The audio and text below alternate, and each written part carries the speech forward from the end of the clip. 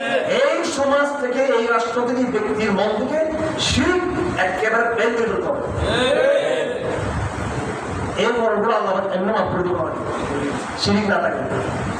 শিরক সব পাপ আছে, কিন্তু শিরক তার মধ্যে নেই। আখিরাতে কিছুটা বাঁচার কি আছে, সম্ভাবনা আছে। আর সব আমল আছে, একেবারে হজের অভাব নাই, রমজানের রোজার অভাব নাই, নফল রোজার অভাব নাই, পীর মশাইদের খেদমতের অভাব নাই, বিরাট ব্যাখ্যাতে আমার তাসাউফের সিলসিলার সব কিছু আমার আছে, সব আজকাল ওয়াজাই সব আদায় করতেছি।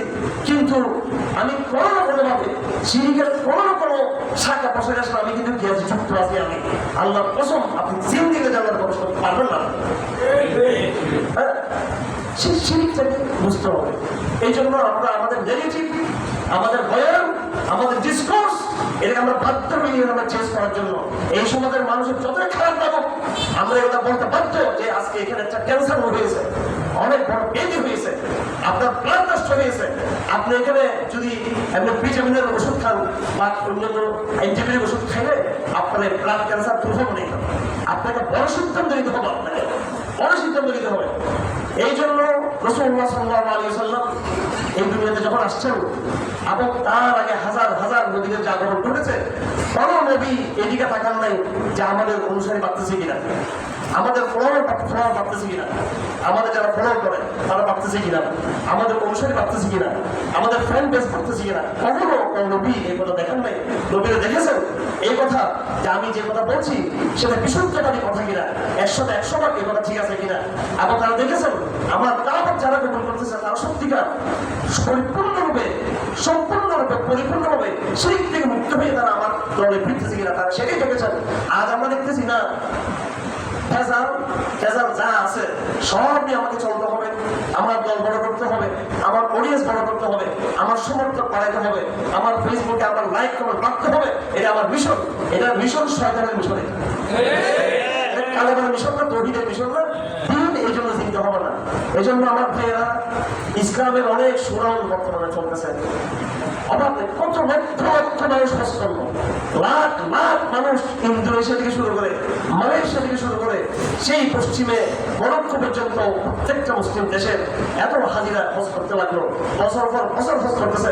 অথচ প্রত্যেকটা মুসলিম দেশে কিন্তু মূর্তি আছে, কিন্তু মিশরে যাবেন মূর্তি আছে, মরক্কোতে যাবেন মূর্তি আছে, পাকিস্তানে যাবেন মূর্তি আছে, মালয়েশিয়াতে যাবেন মূর্তি আছে, বাংলাদেশ তো মূর্তির বাংলাদেশ, ঠিক আছে। শুধু মূর্তি রাস্তাঘাটে না, আমাদের সিলেবাসের মধ্যে পর্যন্ত দিয়ে দেওয়া হয়েছে। হ্যাঁ, এখন ঘরে বসে কিতাব পুস্তক পড়ে মূর্তির ভালোবাসা চলে আসতেছে। খুব বেশি দূরে যাওয়ার দরকার নেই, খুব বেশি দূরে যাওয়ার দরকার নেই। অনেকে আমাদের এই কথাগুলোকে মনে করে যে এটা নতুন কথা, নতুন কথাই জন্য মনে করে, আবার ওরাই দাবি করে আমরা আকাবেরদেরকে বেশি ভালোবাসি। আকাবেরদেরকে বেশি ভালোবাসলে তার ইসলামকে বোঝার দরকার ছিল, ঠিক আছে। যতই আমি মাদ্রাসায় পড়ি না কেন, তার ইসলামে ঠিক মতো পছন্দ কিনা সন্দেহ আছে, বেশ পছন্দ কিনা সন্দেহ আছে।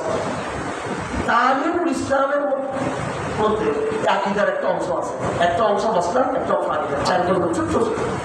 আমি আপনাদের সবাইকে বলে দিচ্ছি, এখানে প্রত্যেক ঘরে ঘরে যারা আওয়াজ আছেন এই তালিমুল ইসলাম বইটা পড়বেন আপনারা। নিজের মা বাবাকে, বোনকে, বউকে শিক্ষা দিবেন তালিমুল ইসলামটা। এটা কিয়ামত পর্যন্ত জন্য সিলেবাস, এটা এই দিন শেখার জন্য। হ্যাঁ, নতুন কোনো বই লেখার দরকার নেই, নতুন নতুন আকীদার বই, নতুন নতুন মাসলা বই। তা আপনার বই কি শিখবে? আপনি যত বড় লেখক লেখা হবে, কত রকমের বই আমরা লিখতেছি, দিনিয়াতের বই, মাসলা মাসাইলের বই, ওগুলো হারিয়ে যাবে, শিখবে না। যারা বড় আকাবের মুরব্বিরা যে বইগুলো লিখেছেন ইখলাসের মাধ্যমে, ওই বইগুলো টিকে যাবে।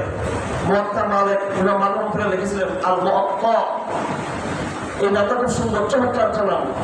এই নামটা এত সুন্দর, এখন সবাই মুআত্তা লেখেছেন, আল মুআত্তা, আল মুআত্তা, অমুকের মুআত্তা, অমুকের মুআত্তা। যেই বই লেখে নাম হচ্ছে কি মুআত্তা।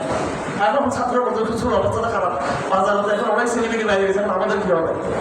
হ্যাঁ, আমাদের অনুসারে বলে কিন্তু এখন তো এরকম আমার সবাই তো এদিকে দিকে চলতেছে, এই দল সেই দলের দিকে, এখন আপনার কি হবে? কিচ্ছু হবে না, কি হবে আমার? আর যেটা সেটা আজকে আমি জানতে পারবো কি হবে, কি করতে হবে। ইমাম মালিক বলছিলেন মা কানা লিল্লাহি ইয়াবকা, আল্লাহর জন্য যেটা হবে সেটা ঠিকই যাবে, সেটা সাস্টেন করবে, সেটা এটা নিয়ে টেনশন করার দরকার নেই। তো আপনার আদর্শ চিন্তা এটা সাস্টেন করতে হবে। তালিমুল ইসলাম এটা সাস্টেন করছে কিতাবটা। এই কিতাবের মধ্যে বড় ছোট সবাইকে পড়া উচিত।